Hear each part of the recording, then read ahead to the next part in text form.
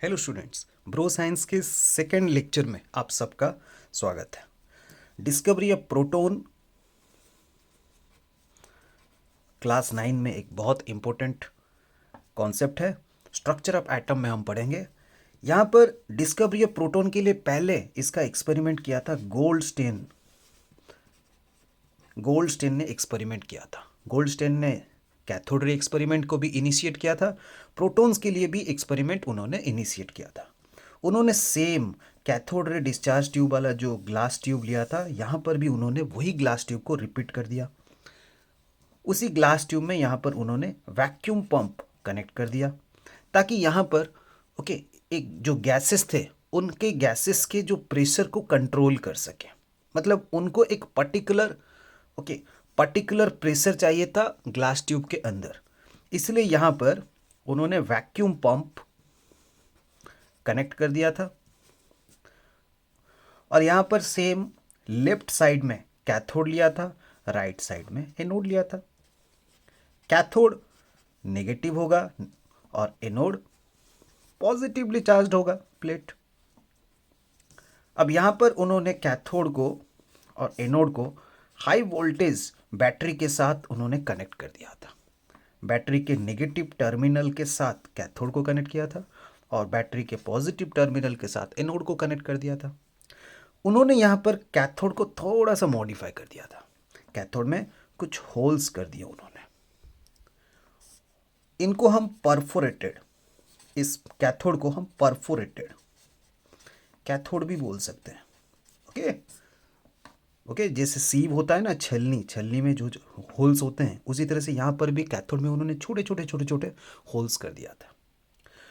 अब एक्चुअली हुआ क्या था, कैथोड के पीछे उन्होंने जिंक सल्फाइड का कोटिंग लगा दिया था। जिंक सल्फाइड में क्या होते हैं कि कोई भी पार्टिकल्स या रेज जब स्ट्राइक होते हैं तो ये ग्लो करने लगते हैं, है ना, जैसे कैथोड रे एक्सपेरिमेंट में हुआ था। अब यहाँ पर क्या हुआ था कि जब उन्होंने एक्सपेरिमेंट स्टार्ट किया तो यहाँ पर डिस्चार्ज ट्यूब के अंदर गैस बहुत ही लो प्रेशर में यहाँ पर प्रेजेंट था। Very low pressure, very low pressure था, अबाउट 10⁻³ mmHg, मिलीमीटर मर्क्यूरी। ठीक है, millimetre mercury, this is the unit of pressure. Pressure का यूनिट है। यहाँ पर जो भी गैस अंदर होगा उसका कुछ तो प्रेशर होगा। कितना था? 10⁻³ mmHg। बहुत ही कम प्रेशर के साथ ये एक्सपेरिमेंट शुरू किया था गोल्डस्टेन ने। अब यहाँ पर क्या हुआ था कि जब ये एक्सपेरिमेंट शुरू हुआ तो हाई वोल्टेज बैटरी के साथ जब उन्होंने डिस्चार्ज ट्यूब को कनेक्ट कर दिया, कैथोड एंड एनोड को कनेक्ट कर दिया, तो उनको मिला कि यहाँ कैथोड रेज तो अपना काम कर रहे थे। Cathode rays oppositely charged anode की तरफ अट्रैक्ट हो रहे थे, क्योंकि कैथोड रेज का चार्ज होता है नेगेटिव और वो कहाँ जाएंगे? अट्रैक्ट होंगे एनोड की तरफ। बट यहाँ पर क्या हुआ कि यहाँ पर जो गैस था, वो गैस के बॉडी में ये कैथोड रे स्ट्राइक होने लगे।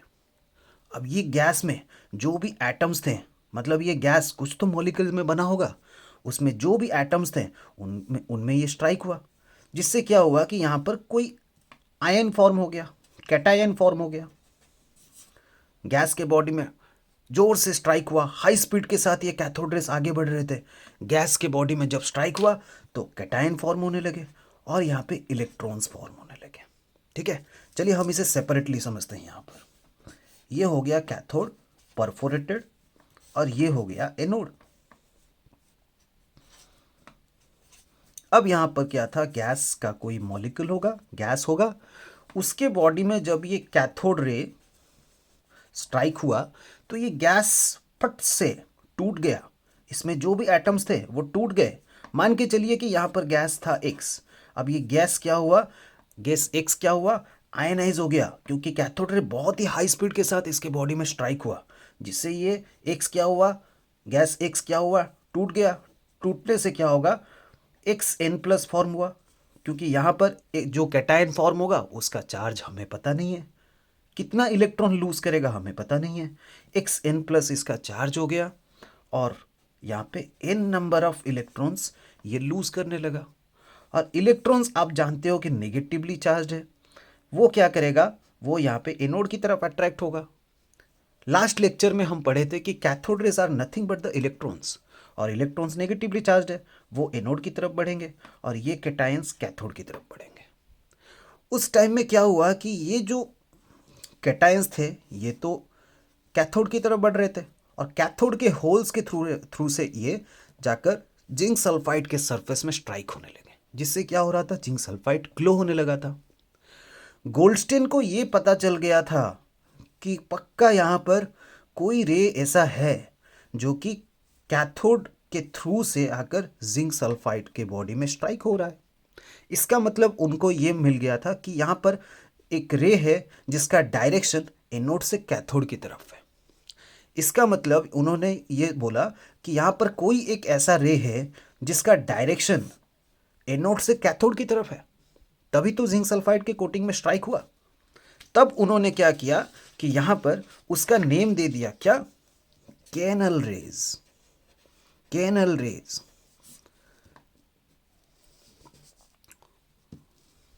उसको उन्होंने बोला कैनल रेज। जैसे कैनल क्या होते हैं, कैनल में बड़े बड़े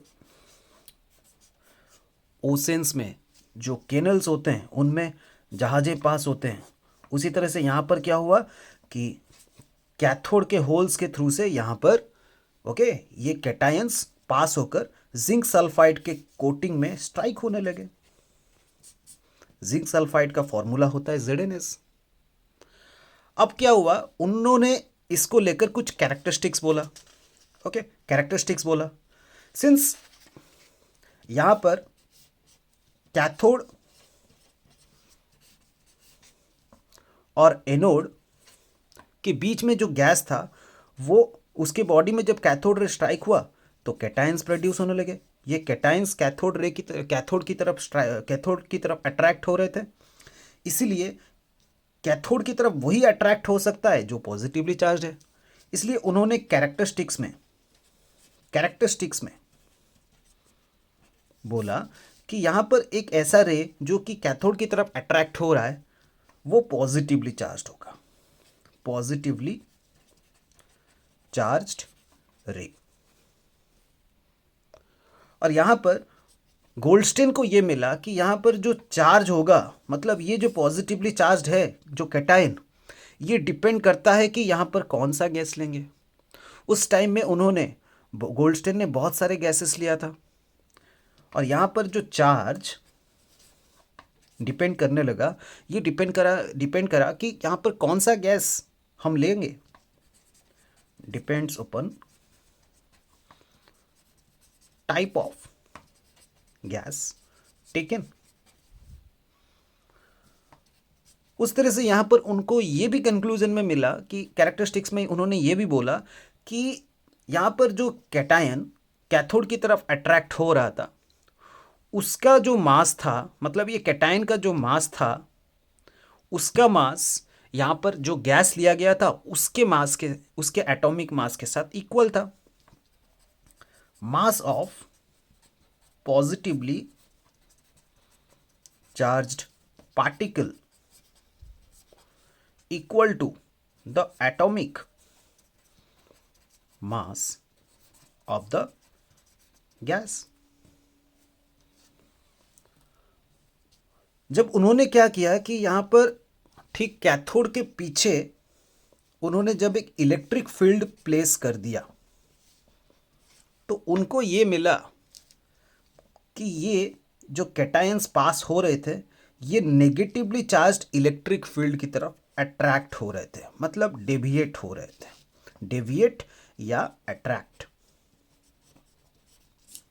ओके, उनकी दिशा चेंज हो गई जब यहाँ पे इलेक्ट्रिक फील्ड प्लेस किया गया। उससे गोल्डस्टेन को और भी पक्का हो गया कंक्लूजन में कि यहाँ पर जो कैथोड के थ्रू से जो कैटायंस यानी कि पॉजिटिवली चार्ज पार्टिकल्स आ रहे थे वो नेगेटिवली चार्ज्ड इलेक्ट्रिक फील्ड की तरफ अट्रैक्ट हो रहे थे। उसी तरह से यहाँ पर मैग्नेटिक फील्ड जब प्लेस किया गया तो वहाँ पर भी क्या हुआ कि ये कैटायन अपना पोजीशन चेंज करने लगे। तो यहाँ पर हम नोट करेंगे positively charged particles are affected by electric and magnetic field। अच्छा, उन्होंने उस टाइम में बहुत सारे गैसेस लिए थे। फाइनली क्या किया उन्होंने, यहाँ पर वही डिस्चार्ज ट्यूब में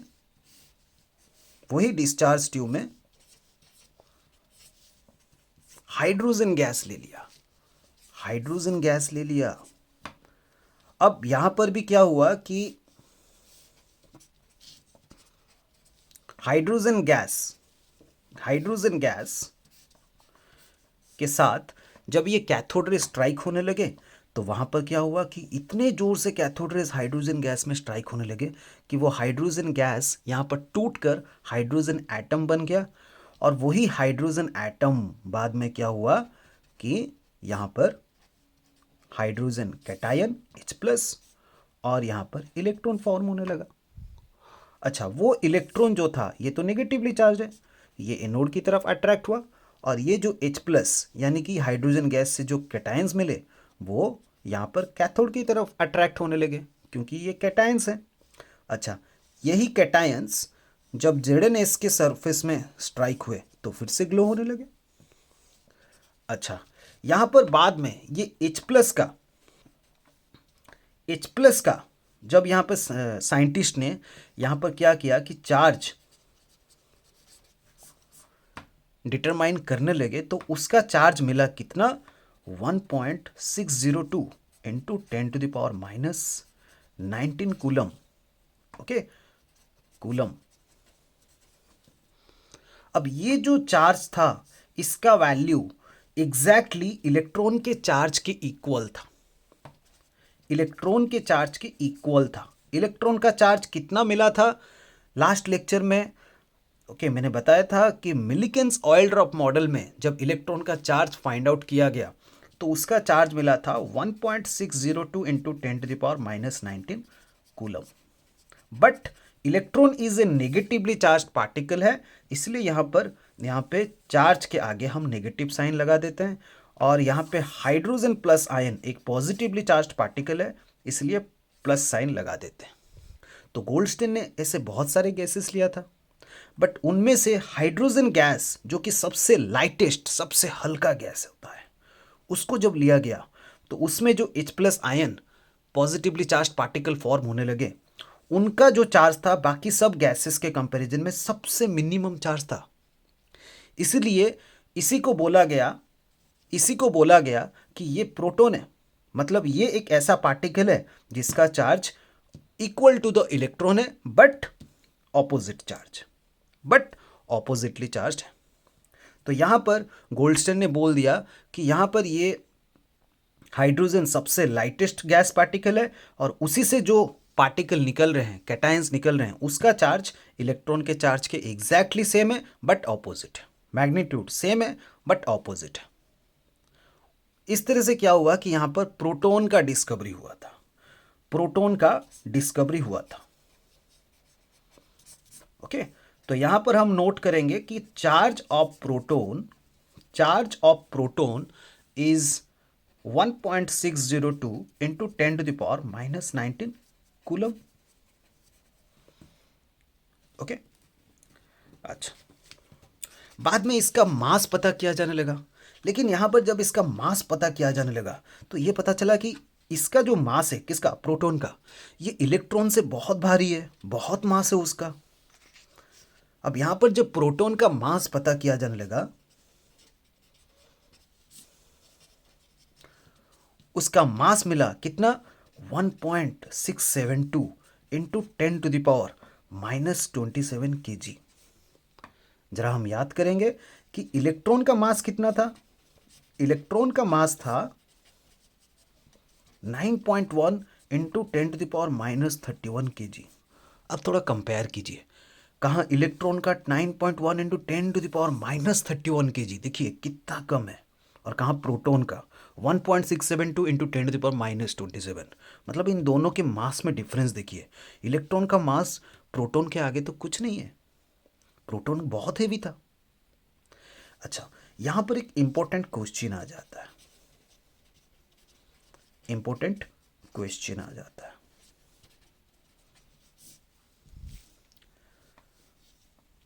रिलेटिव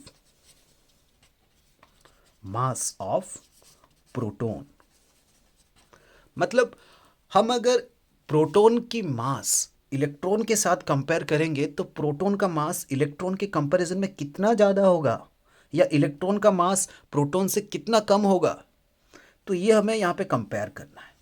सिंपली आप यहाँ पर मास ऑफ प्रोटॉन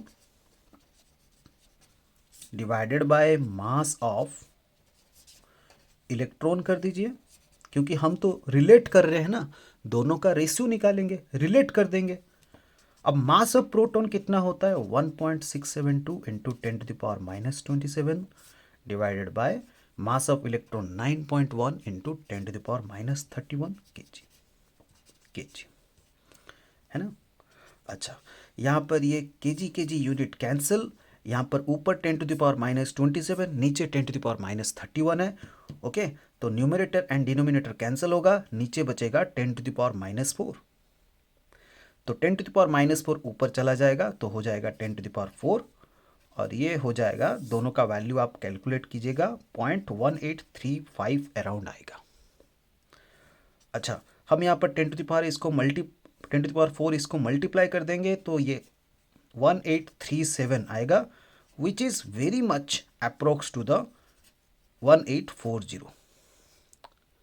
ये आपके एनसीईआरटी के हिसाब से, मतलब हम बोल सकते हैं कि mass of proton by mass of electron का जो रेशियो है दैट इज 1840 डिवाइडेड बाय 1 है।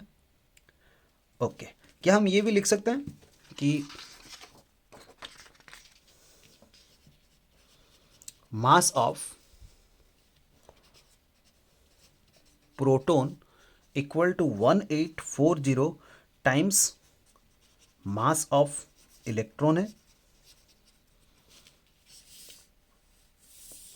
Mass of proton 1840 times mass of electron है, 1840 टाइम्स मास ऑफ इलेक्ट्रॉन है ना।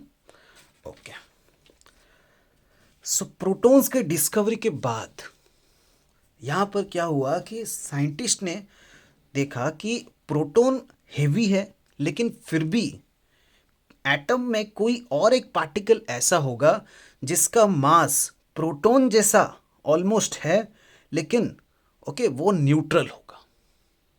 क्योंकि तब तक क्या हुआ था कि यहाँ पर प्रोटॉन का डिस्कवरी हो गया था, इलेक्ट्रॉन का डिस्कवरी हो गया था, लेकिन स्टिल एटम का जो मास था वो प्रोटॉन से भी ज़्यादा था। इस केस में क्या हुआ कि उन्होंने वेरियस एलिमेंट्स लिया। हम यहाँ पर अभी पढ़ने जा रहे हैं डिस्कवरी ऑफ न्यूट्रॉन। ये बड़ा इंटरेस्टिंग सा एक्सपेरिमेंट है। इसको फर्स्ट इनिशिएट किया था जेम्स चैडविक ने।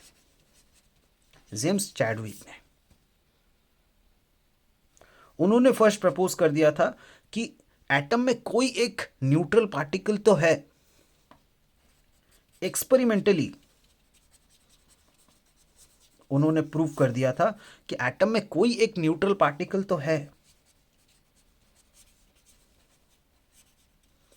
उसको उन्होंने बोल दिया न्यूट्रॉन। अब उस टाइम में उन्होंने एक्सपेरिमेंट कैसे किया था देखिए। उन्होंने सिंपली बेरिलियम मेटल लिया था। बेरिलियम का एक थिन पतला सा सीट लिया था, पतला सा मेटल का पीस लिया था। ओके, अब यहां पर क्या हुआ था, उन्होंने एक रेडियो एक्टिव सोर्स लिया था जिसमें अल्फा पार्टिकल रिलीज होंगे। अच्छा, ये रेडियो एक्टिव सोर्स क्या है, अल्फा पार्टिकल क्या है, देखिए।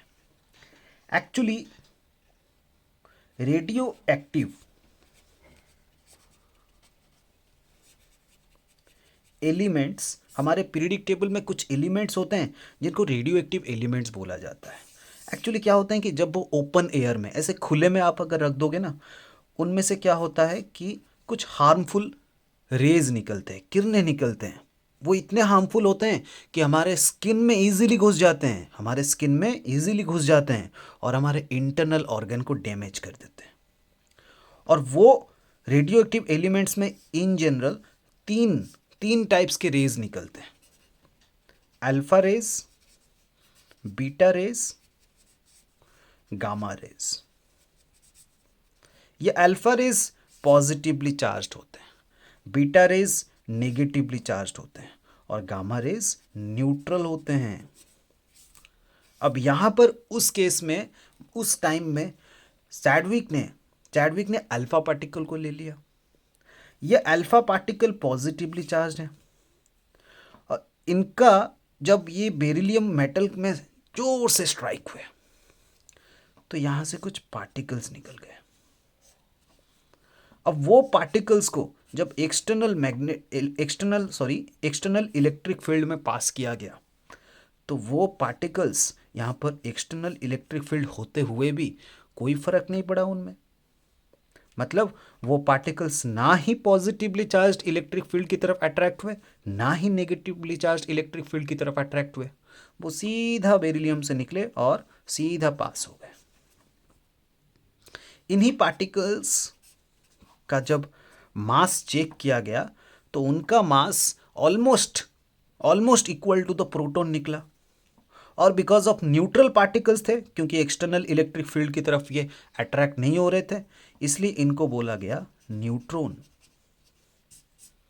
That is neutral particles. अब बाद में जब एक्सपेरिमेंटली जब इनका मास पता किया जाने लगा तो न्यूट्रॉन का मास कितना मिला, 1.675 इंटू 10⁻⁻27 kg। अच्छा, प्रोटॉन का मास कितना था? प्रोटॉन का मास कितना था? 1.672 इंटू 10⁻⁻27 kg। अरे कितना डिफरेंस है, दोनों का ऑलमोस्ट एक जैसा है। 1.675, इसका 1.672। तो हम यहाँ पे बोल सकते हैं कि mass of neutron almost equal to mass of proton, और उनका जो चार्ज था न्यूट्रल था। थैंक यू दोस्तों।